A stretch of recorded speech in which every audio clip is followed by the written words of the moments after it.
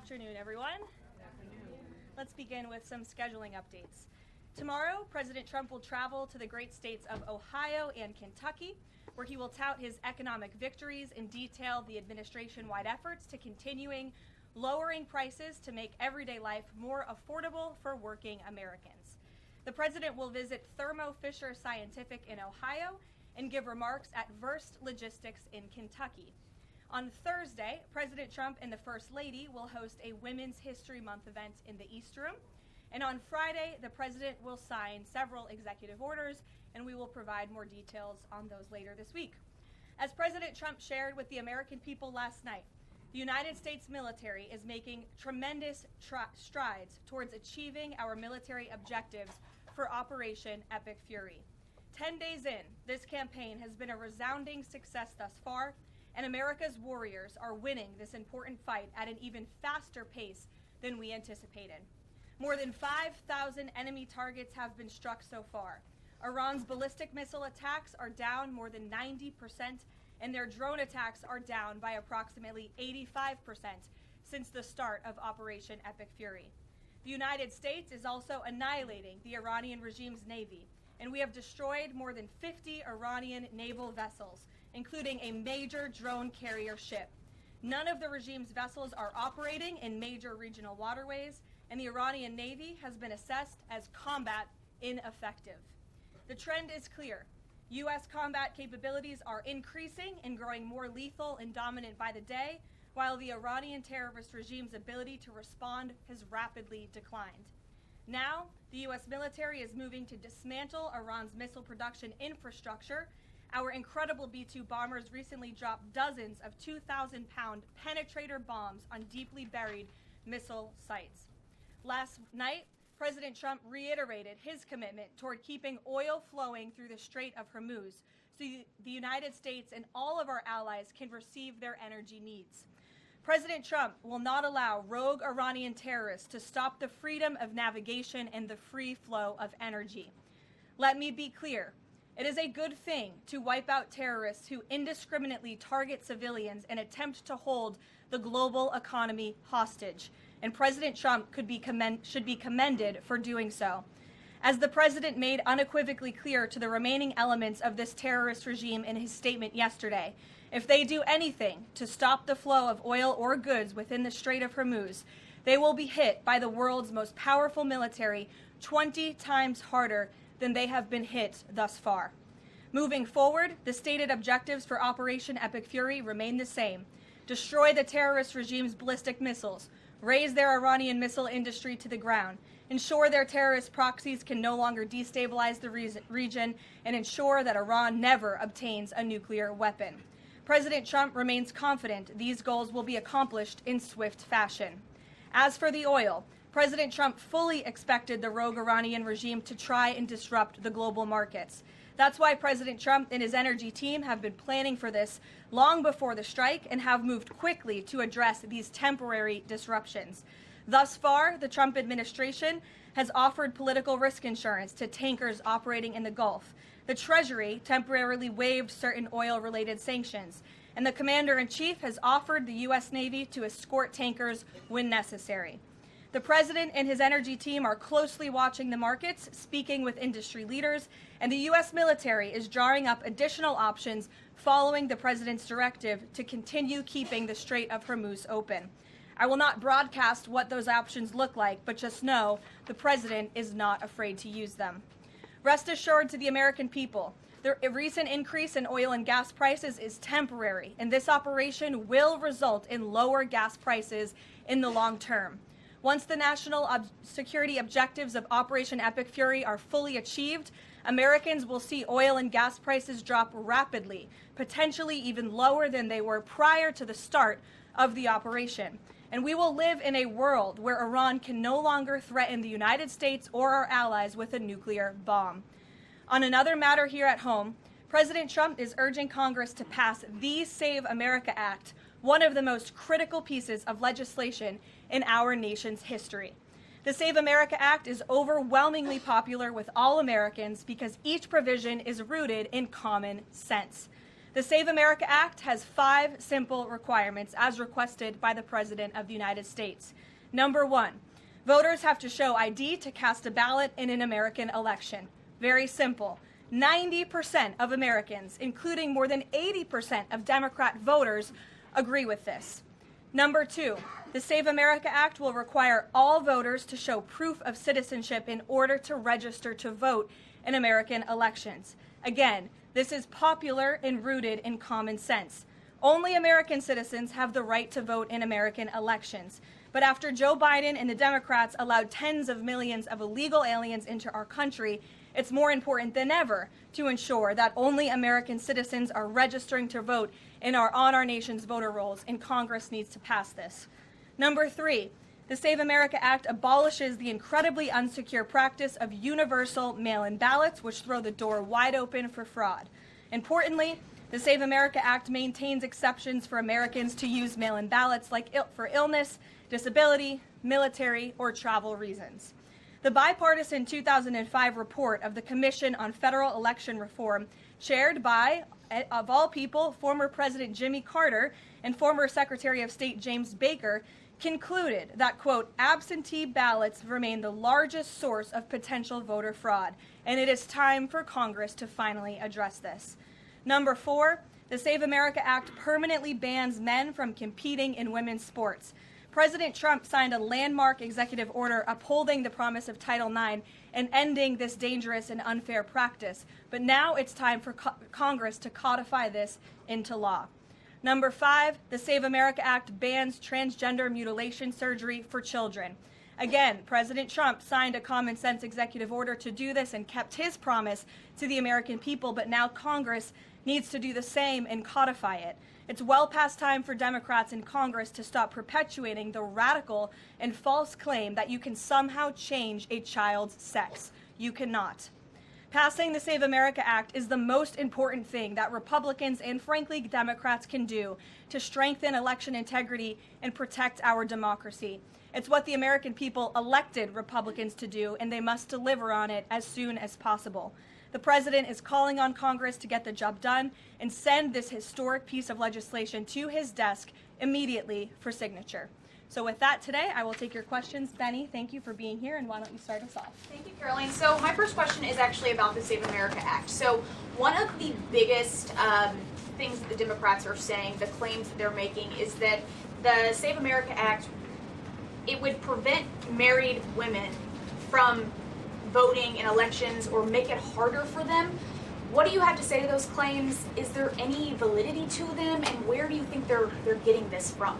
There is zero validity to these claims, and I'm glad that you brought them up, because you have the Democrats who have created this myth, and it has been perpetuated, unfortunately, by many in the mainstream media. Let me be very clear. The Save America Act does not prohibit anyone from voting, with the exception of illegal aliens.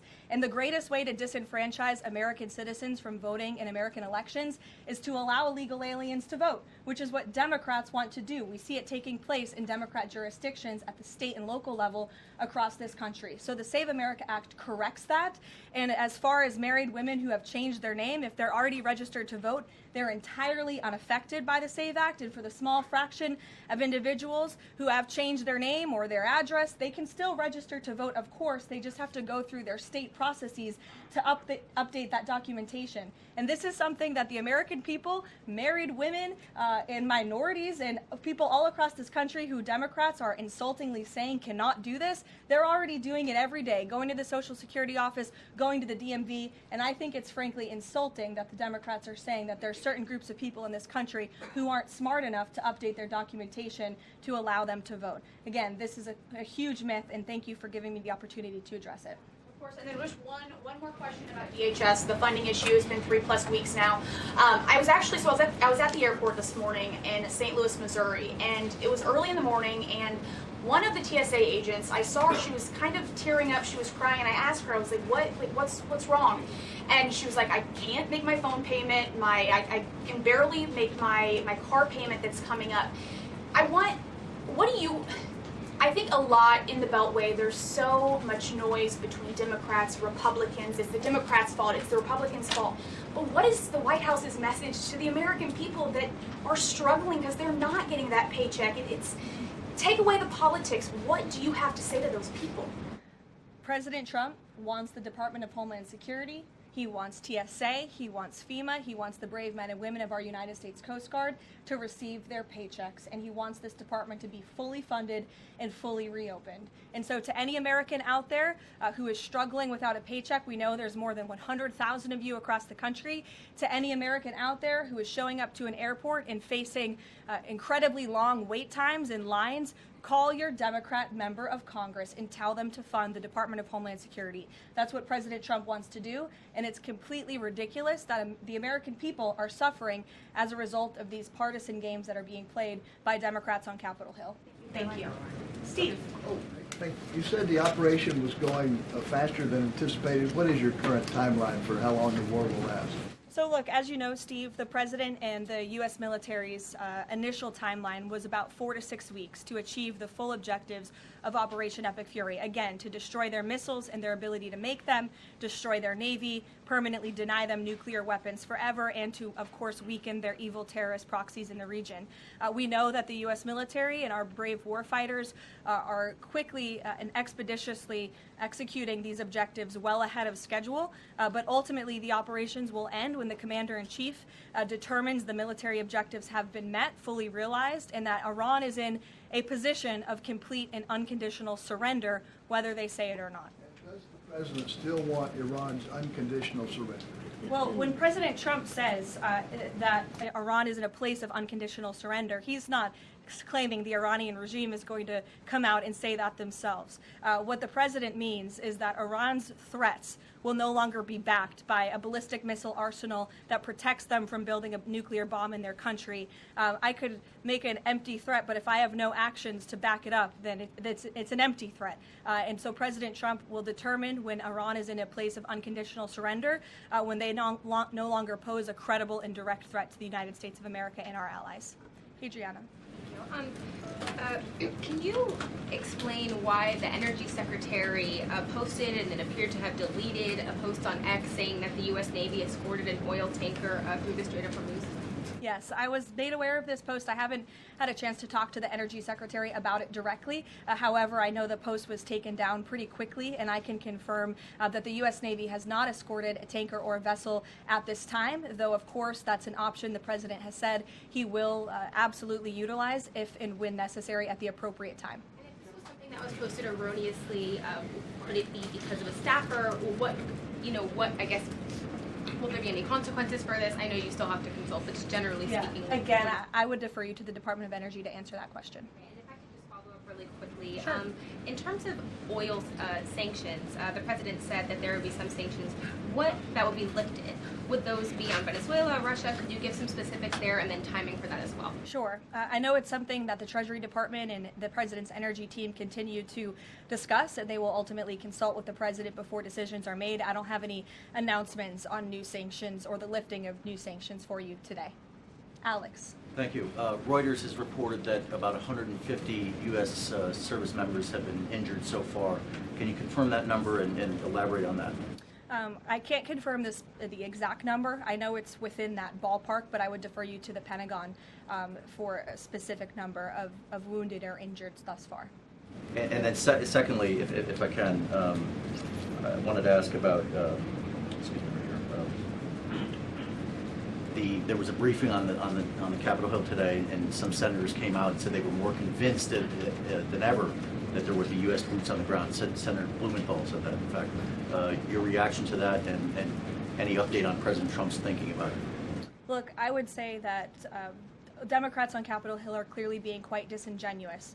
3 years ago, not a single Democrat voted against the resolution condemning Iran as the world's leading state sponsor of terror. Yet now, with President Trump as Commander-in-Chief finally taking the action that so many Democrats have called on the commander-in-chief to do for many, many years to wipe out the threat of a rogue Iranian terrorist regime. Now, all of a sudden, Democrats are playing politics with this long-standing bipartisan policy of the United States, and 53 of them in the House recently voted against the resolution condemning Iran as the world's state sponsor of terror. So I wouldn't take Democrats at their word. As for boots on the ground, the president has talked about this repeatedly. Wisely, he does not rule options out as commander-in-chief. So again, I would hesitate to confirm anything that a Democrat on Capitol Hill says right now about the president's thinking.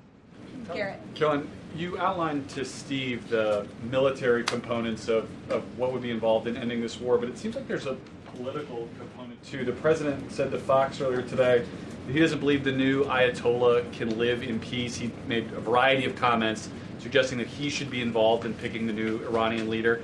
Is the ending of this war also contingent on Iran selecting a leader that the president finds acceptable? And if so, how is that not the definition of a regime change war? Look, as President Trump has blatantly and frankly stated, it's obviously within the best interest of the United States and the West to no longer have a radical terrorist in charge of Iran, especially as we see their reaction to Operation Epic Fury. They had their missiles turned towards our Gulf and Arab partners in the region. Again, this was a regime that chanted, or still chants, death to America. We look at the way that they are holding the entire world hostage with the restricting of the free flow of energy through the Strait of Hormuz.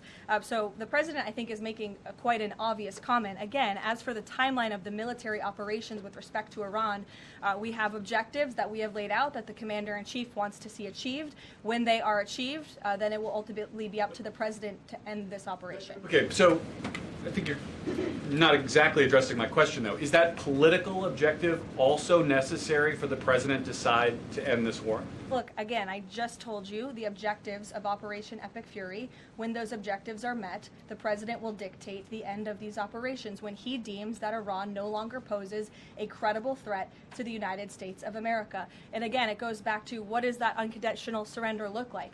Iran can talk all they want, and their words will be very empty when we've completely annihilated their navy, as we are doing, when we've taken out the threat of their ballistic missile capability, when we can firmly, finally ensure that they can no longer make a nuclear bomb to threaten the United States and our allies and our troops in the region. And that's what President Trump is ultimately seeking to do with respect to this operation. Karoline? Jennifer. There was a shooting outside of a synagogue in Baltimore. Do you know if the president has been briefed on that, and do you have any more details on what happened? I don't, but we certainly will get you more details, Jennifer. And I don't know if the president has briefed, but I'll check on that when I get back to the Oval Office after this. Sure. Thanks, Karoline. The president said yesterday for the first time that he had to strike Iran because he believes that Iran was going to strike U.S. targets within 7 days. And then he bumped that down later to 3 days. Where is he getting that? Well, that's not the first time the president has said that he chose to launch Operation Epic Fury because he felt as though Iran was going to strike the United States and our assets in the region first. Again, I addressed this in the last briefing. This was a feeling the president had based on facts provided to him by his top negotiators who had been engaged with the Iranian regime in a good faith effort. The Iranian regime was lying, deceiving the United States of America, clearly trying to continue their nuclear program to create a bomb that would, of course, threaten the United States of America. Again, their ballistic missile arsenal, they were rapidly and aggressively increasing that by the month to a place where they would essentially build immunity for themselves, where a future president or President Trump would not be able to launch this incredibly successful operation. And so the president, again, as I have reiterated and he has said, was not going to sit back and allow the Iranian regime to threaten or to attack the United States of America any longer. But there are no U.S. leaders or Israeli leaders who are making those same claims. So is he making this up to justify his decision to go to war now? The president is not making anything up, Nancy. He is looking at this every single day based on intelligence, based on facts, and based on intelligence that he himself and his negotiators have consumed based on their, again, negotiations with the rogue Iranian regime over the past year. And the president and his team tried in a good faith way to reach a diplomatic deal through peaceful means with the Iranian regime. And Iran chose this path to death and destruction. Iran wanted to attack the United States of America, and the president was not going to sit back and allow that to happen. He was not going to sit back and allow that to happen, and everyone in this room should be grateful for it. John.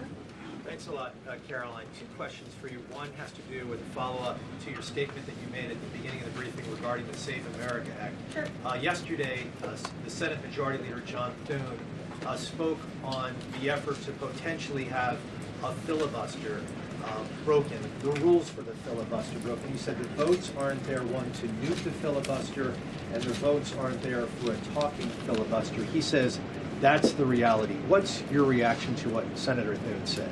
Look, I think President Trump, the urgency behind his need to pass the Save America Act and his desire to get this country-saving legislation passed has been made quite clear. He wants all options on the table, and he wants the Senate to move as quickly as possible through whatever means necessary. And then secondly, just regarding the president's trip tomorrow, looking ahead, why Ohio and why Northern Kentucky? Well, why not? These are two great states with great Americans. Just wanted to know why they were chosen. Great states with great Americans. The president will be joined by lawmakers from both states who he greatly admires and respects and supports. And he'll be meeting with business owners in both of these places and talking about the economy, which is, of course, the utmost importance to him. Caroline. Thank you. Last week, the Energy Secretary issued a waiver for India to get oil, Russian oils during this energy crisis. Yes. Have you spoken to President about it? What's the idea behind this? Have I spoken to the president about it? Yeah. Yes, I have spoken to the president about it. And the president and the Secretary of Treasury and the whole national security team came to this decision because our allies in India, as you know, Leavitt, have been good actors and have previously stopped buying sanctioned Russian oil. So as we work to appease this temporary gap of oil supply around the world because of the Iranians, we have temporarily permitted them to accept that Russian oil. And this Russian oil was already at sea. It was already out on the water. So this short-term measure, we don't believe it will provide significant financial benefit to the Russian government at this time. I have one more question about Pakistan. You know, Pakistan is a neighbor of Iran, and Pakistan is also an ally of U.S. President has been praising a lot about the field marshal. Is Pakistan providing any kind of support in this war against Iran? That I will have to check on with the Pentagon and get back to you. Sure. The president said yesterday that President Putin told him he wanted to be helpful in the Middle East. The Kremlin put out a statement where Putin said, quote, "I would like to reaffirm our unwavering support for Tehran and our solidarity with Iranian friends." How does the president think that Russia could be helpful, if not helping Iran? And did the president push Putin on Russia sharing intelligence with Iran in this war? The president and his special envoy Witkoff have both said that, of course, they've sent a message to Russia that if that was taking place, it's not something they would be happy with, and they hope that it is not taking place. As for further details about the discussions between these two leaders, I'll leave it to the president to divulge any more of that conversation, but he did confirm it yesterday and provided you with a little bit of the background and his view and his perspective, as he always does. Luke. Regarding the missile strike on the Iranian school, how long does the administration expect that investigation to take, and will the White House or the Department of Defense release a full report of its findings once the investigation is complete? The Department of War will do that. The investigation continues, and as the president said yesterday at his press conference, he will accept the conclusion of that investigation, whatever it may be. We'll go to the back row for some love. Sure, in the back with the glasses. Go ahead. Regarding the shield of the Sitting Americas. Caroline, And then you can go, but go first. Okay, thank you. Is there an update regarding? You have rough real estate back there, so I'm trying to give you Is some there an love. update regarding Cuba, and also is an economic deal imminent? Sure. I don't have any updates on Cuba for you today. Obviously, this is something the administration is actively dealing with. The president's made it quite clear it's his belief, based on fact, that the Cuban regime is bound to fall. The country is obviously in a very weak place, economically speaking. The people are crying out for help, and the president believes and knows that the Cuban regime wants a deal. So as you know, Secretary of State Rubio has been engaged in those conversations as directed by the president. I don't have any updates for you today, though. Thank you, Caroline. Regarding the Shield of the Americas, the initiative by President Trump this weekend, big names, a lot of countries, but some notable absences. For instance, Colombia, which is a key ally with the United States in terms of counter-narcotics. And President Gustavo Petro was here at the White House, and he met with President Trump. Why wasn't Colombia invited to the Shield of the Americas? I don't think we're seeing the level of cooperation we quite want to see yet from the Colombian government to invite them to the Shield of America's event in Pact, but we certainly hope that this newfound organization will expand and we can continue to invite additional member countries. But there was quite a few countries there. I believe there were 17 countries represented, 12 heads of state with the president over the weekend. They signed a defense agreement with all of our militaries to emphasize the need to combat drug cartels through Latin America in the Western Hemisphere, and ultimately, of course, to curb the illegal trafficking of drugs to the United States, which is the president's utmost priority in all of this. So it was a great event on Saturday, and we look forward to the coalition expanding. Kelly in the back. Karoline, thank you. Good to see you. I want to get back to another question that was asked earlier. It talked about the political aspects, but there's also the ideological and the spiritual aspects of what Iran has said for 47 years. Death to America, death to Israel. And we've just finished talking about the fact that terror has been around the world. Iran has been the nexus of that in so many ways. Has the president stated clearly to the American people why this is such an imminent threat in order for Democrats on Capitol Hill and Republicans and the American people to understand how imminent the threat was? I think he has, Kelly. I mean, you've heard from the president on an almost daily basis over the course of the past 10 days. You've heard it from me at this podium. You've heard it from the Secretary of War, the Secretary of State, the Vice President of the United States.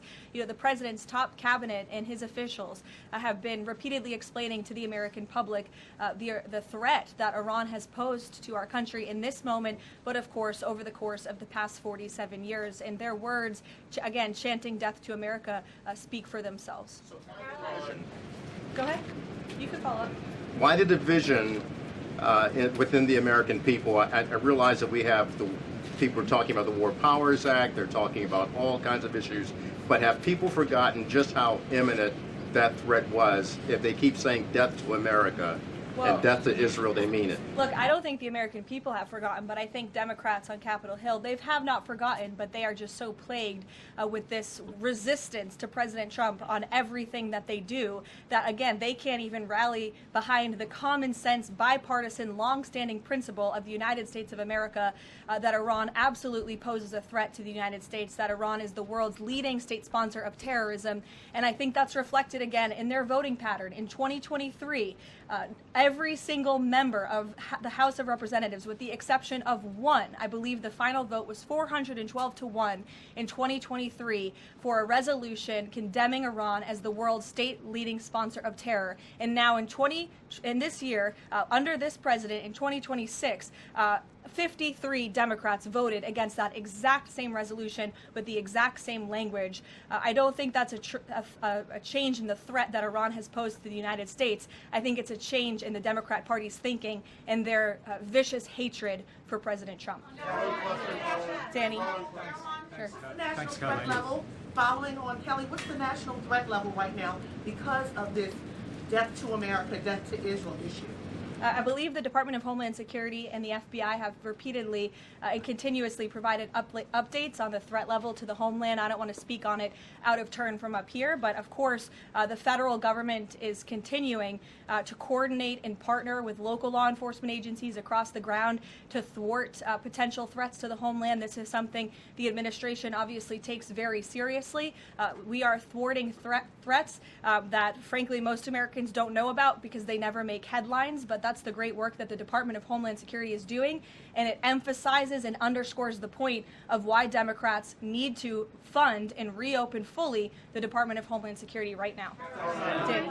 On the Iranian school, why did President Trump say yesterday that Iran may have Tomahawk missiles when there are only 3 other U.S. allies plus the U.S. that have those missiles and therefore could... Look, again, as the president said yesterday, he will accept the conclusion of this investigation by the Department of War.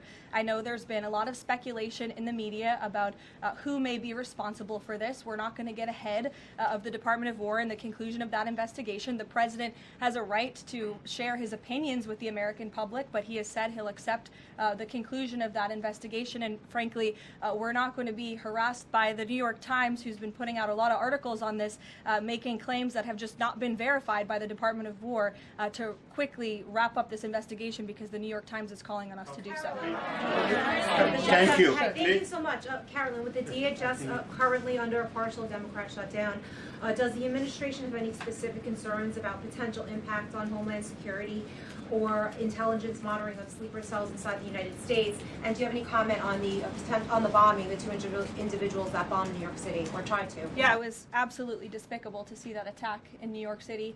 I know the FBI is investigating, and the Department of Justice and SDNY have announced they are charging those two individuals and alleged terrorists, and I know they won't rest until justice is sought in this case.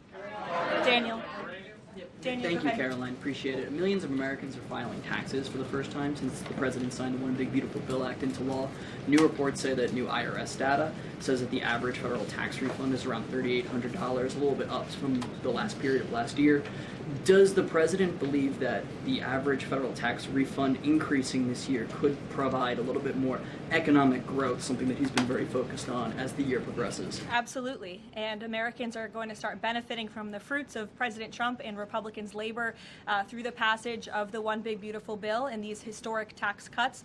We are midway through tax season, so just to provide an update from the Treasury Department that just went out moments ago, nearly 63.5 million tax returns have been processed thus far, 45% of the anticipated total number of tax returns by April 15th, so don't forget to file your taxes, people. And the average refund this year is more than $3,700. And we know that more than 27.5 million individuals who have filed their tax returns thus far have claimed at least one of President Trump's new tax cuts. Over 3.5 million returns have claimed no tax on tips.